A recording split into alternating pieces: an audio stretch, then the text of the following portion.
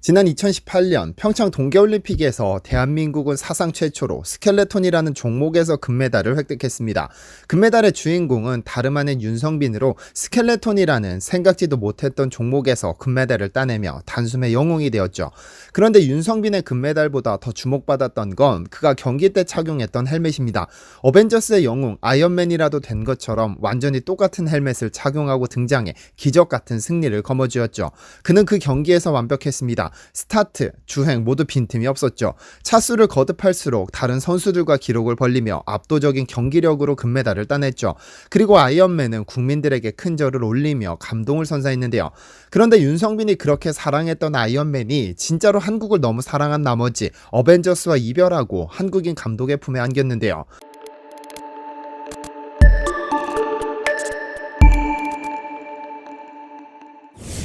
안녕하세요, 디스멘터리입니다. 페르소나라는 단어가 있습니다. 이 말은 가면 또는 인격을 뜻하는 그리스어로 영화계에서는 감독의 분신이나 자화상을 표현하는 배우를 나타냅니다. 예전 홍콩 영화가 아시아 영화계를 주름잡던 시대 오우삼 감독은 주윤발이라는 배우를 페르소나로 전세계 영화계를 뒤흔들었고, 한국인 감독 최초로 칸 국제영화제에서 심사위원 대상을 수상한 박찬욱 감독은 송강호라는 배우를 페르소나로 자신을 드러냈습니다. 지난 2020년 봉준호 감독의 영화 기생충이 아카데미상을 수상하면서 한국 영화가 드디어 세계 시장에서 인정받기 시작했다며 국내 언론이 호들갑을 떨었지만, 사실 한국 영화는 이미 오래전부터 세계적으로 엄청난 팬을 확보했습니다. 그 시작 역시 박찬욱 감독의 올드보이였죠.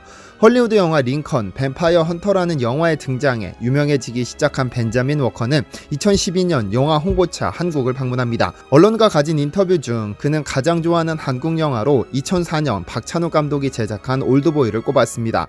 당시 미국에서는 스파이크 리 감독이 미국에서 리메이크를 준비하던 중이었는데, 그는 올드보이 같은 훌륭한 영화를 왜 리메이크하려는지 궁금하다며 올드보이에 대한 강한 애착을 보이기도 했죠. 사실 박찬욱 감독은 2004년 올드보이로 칸 영화제에서 심사위원 대상을 수상하고 2009년 영화 박쥐로 심사위원상을 받은 명실상부한 대한민국 최고의 영화 감독입니다. 칸 국제영화제, 베니스 국제영화제 등 네로라는 영화제에서 심사위원으로 활동할 만큼 세계적인 명성도 누리고 있습니다. 사실 박찬욱 감독의 데뷔작이 올드보이로 알고 계시는 분들이 많지만, 그는 1992년 가수 이승철 씨를 주연으로 한 다른 해가 꾸는 꿈이라는 영화입니다. 이 영화로 처참한 실패를 맛본 후 5년간 재정적인 문제로 영화를 제작할 수 없을 만큼 재정난을 겪었죠. 그를 대중에게 각인시킨 영화는 2000년에 개봉한 공동경비구역 JSA입니다. 이 영화로 긴 무명 생활을 접고 스타 감독의 자리에 오르게 되죠. 이후 2003년 개봉한 올드보이가 연달아 히트를 쳤고, 이후 친절한 금자씨, 박쥐, 그리고 설국열차로 화려한 정점을 찍었습니다. 그런데 왕자의 게임을 방영한 HBO는 이런 박찬욱 감독의 능력을 눈여겨보면서 그에게 제발 드라마 한 편만 찍어달라며 러브콜을 보냅니다. 그렇게 그는 동조자라는 미드를 연출하게 되는데요. 이 드라마에서 박찬욱 감독은 송강호에 이어 새로운 페르소나를 낙점했습니다. 바로 우리에게 어벤져스로 잘 알려진 아이언맨, 즉 로버트 다우니 주니어입니다. 한국인 감독이 연출하는 드라마에 세계에서 가장 많은 팬을 거느린 헐리우드 대스타가 출연한다는 사실로도 엄청난 주목을 받았지만, 로버트 다우니 주니어라는 배우가 출연한다는 것은 상당히 의외였습니다. 이 사실이 전해지자 HBO와 박찬욱 그리고 로다주까지 결합하면 망할래야 망할 수 없다는 반응이 이어졌죠. 박찬욱이 제작하는 미드 동조자는 베트남계 미국인 작가인 비에타인 응우엔이 2015년에 발표한 소설 동조자를 원작으로 합니다. 이 소설은 베트남 전쟁 직후 베트남 사이공에서 비밀경찰을 이끄는 장군의 참모로 미국 CIA 요원으로 활동하고 있으나 호치민을 따르는 북베트남의 스파이이기도 한 이중간첩의 이야기를 그리고 있습니다. 이 소설은 2016년 미국에서 가장 권위 있는 예술상으로 알려진 퓰리처상을 포함 9개 부문의 문학상을 수상했습니다. 작품성은 물론이고 시청자들의 관심을 끌만한 흥미진진한 스토리로 벌써부터 기대감이 높은 드라마인데요. 이 작품에서 로다주는 가장 주요한 악역을 맡아 어떤 케미를 뿜어낼지 상당히 기대가 됩니다. 이 박찬욱과 로다주의 만남이 기대되는 이유는 또 있습니다. 어벤져스에서 아이언맨으로 분장해 어마어마한 흥행을 주도했던 로다주는 어벤져스 엔드게임을 끝으로 마블과 이별했습니다. 그리고 마블과 이별 직후 선택한 작품이 바로 동조자인 것이죠. 그런데 로다주와 한국의 인연도 가볍지 않지만 어벤져스 제작사 마블과 한국의 인연도 상당히 깊습니다.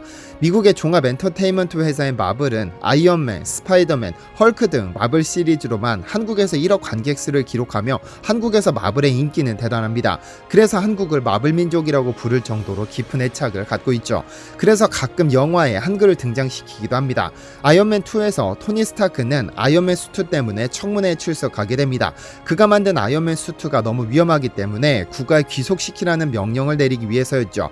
그러나 그 자리에 증인으로 출석한 군납업체 직원은 적국에서 이 수트를 복제하고 있다며 스마트폰을 보여줍니다. 이란과 북한에서 만든 아이언맨 수트, 그리고 화면에는 전쟁 한벌이라는 우스운 한글이 등장합니다. 아마 배틀 수트를 한국어로 그대로 번역했던 것으로 보입니다. 그리고 아이언맨 3에서는 영화 초반 1999년 스위스 베른의 신형 과학 포럼 행사장을 비추며 천년기술 정상이라는 한국어를 등장시키기도 했죠. 그리고 어벤져스 에이지 오브 울트론 시리즈에는 한국인 배우 수연을 출연시켰는데요. 이 장면을 촬영하기 위해 마블 제작팀은 서울로 건너와 세빛 둥둥섬, 마포대교, 상암 MBC 사옥 등을 영화에 담았습니다.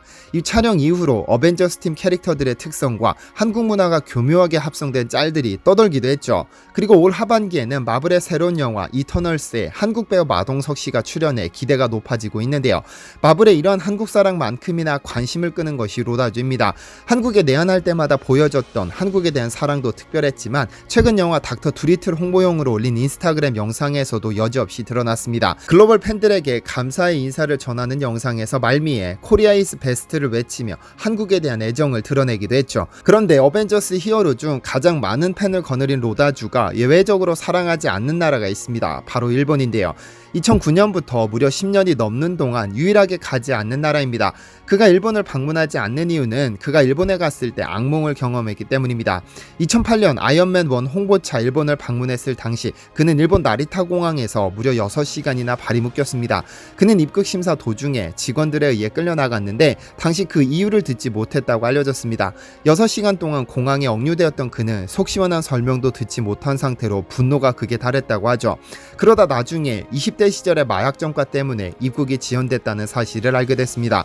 결국 그는 관계자들에게 이번 아이언맨 프로모션 일정만 마치게 해주면 두 번 다시는 일본을 찾지 않겠다는 서약을 했다고 하죠. 그 6시간의 억류는 그에게 악몽과도 같았습니다. 그런데 악몽은 또 이어졌습니다. 한 일본 레스토랑에서 그는 소고기를 먹었는데 그 소고기 때문에 식중독에 걸리고 만 겁니다. 일정도 제대로 소화하지 못하고 식중독으로 고생한 그는 3일 동안 무려 2kg이나 체중이 감소했다고 하죠. 뿐만 아니라 일본 프리미어 행사 주최 측에서는 당시 금주 중이던 그에게 술을 권해 논란이 되기도 했습니다. 로다주는 20, 30대 시절의 철없는 사고를 반성하면서 배우로서 새 삶을 살기 위해 금주를 시작했습니다. 그러나 일본 팬과의 행사에서 그는 술을 권유받았고 결국 반강제로 술을 마셔야 했습니다. 이 모든 것들이 동시다발적으로 터지면서 2008년 이후로 일본을 방문하지 않고 있습니다. 박찬욱 감독이 미드 동조자의 연출을 맡으면서 한국인 영화 감독들이 다시금 세계 시장에서 주목받고 있습니다.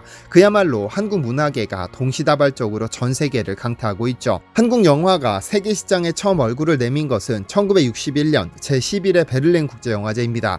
강대진 감독의 마부라는 영화가 은곰상 특별상을 수상하며 한국 영화 최초로 국제 시상식에서 수상했습니다. 마부를 시작으로 박찬욱 감독의 올드보이, 김기덕 감독의 취화선, 피에타 등을 거쳐 2020년 봉준호 감독이 기생충으로 아카데미상을 수상하기까지 국제무대 어디에 내놔도 손색 없는 영화 강국이 되었습니다. 사실 어느 분야 예술이 그러하듯 대중성과 예술성을 모두 잡는 것은 상당히 어려운 일입니다. 대중을 만족시키자니 예술성이 떨어지고 예술성을 지키자니 대중성이 떨어지는 딜레마에 갇히게 되죠. 그래서 이 둘의 조화를 어떻게 유지하느냐가 상당히 어렵고도 중요한 일입니다.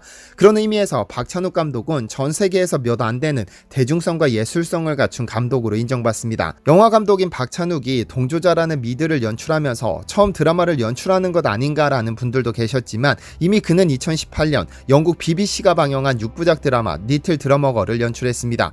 올드보이, 아가씨, 박쥐 등 다소 어려울 수 있을 법한 메시지를 담은 영화로 예술성과 상업성을 동시에 잡았기 때문에 이러한 드라마도 연출할 수 있게 된 것이죠.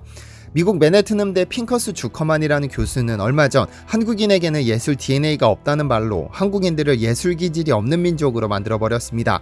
인종차별이라는 논란이 일기도 했으나 자신만이 최고라는 거만함과 편협함이 오히려 불쌍하다는 평가가 나왔었죠.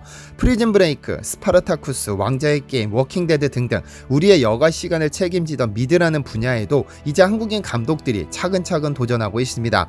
단번에 미드 시장을 장악할 수는 없겠지만 지금까지 한국인 쭉이 그래왔던 것처럼 조금 시간이 걸리더라도 전 세계 팬들을 압도할 수 있는 훌륭한 작품들이 많이 탄생하길 바라봅니다. 시청해주셔서 감사합니다.